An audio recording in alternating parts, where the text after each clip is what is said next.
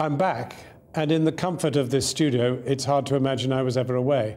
I don't need to imagine, though, because what I saw is still etched in my mind.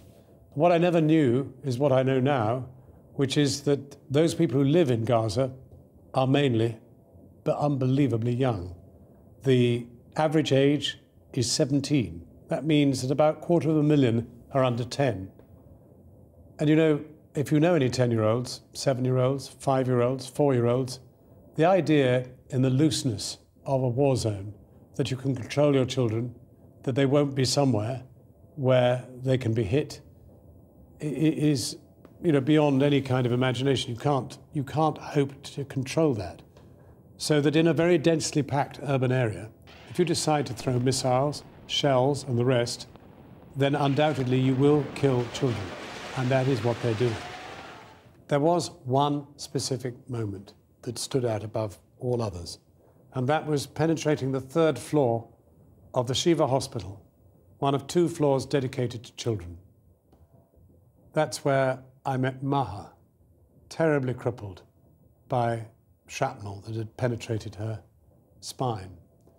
That's where I saw this little 2.5-year-old with panda-sized, huge, suppurating, round, panda-like wounds that almost prevented her eyes opening at all. They were the consequence of a broken skull and a fractured nose. I can't get those images out of my mind. I don't think you can either, because they've been everywhere. They are the essence of what is happening in Gaza. Now, of course, Hamas, for its part, was throwing rockets into Israel, designed, ideally, as they would put it, to kill Israelis. But of course, Israel, courtesy of American finance, has invented the most brilliant shield, which is keeping absolutely everything out. And that's a big difference.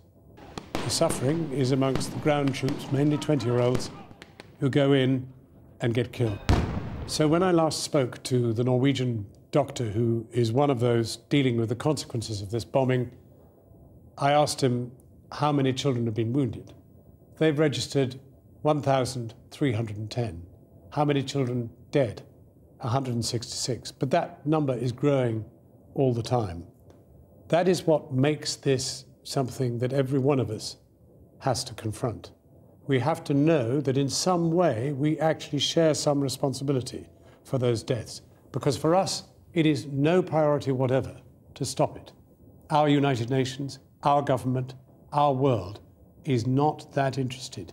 The fact that you're watching this, that you've chosen to watch it, means that you're actually motivated to do something. And that, in the end, is the greatest hope the people in Gaza have. We cannot let it go on.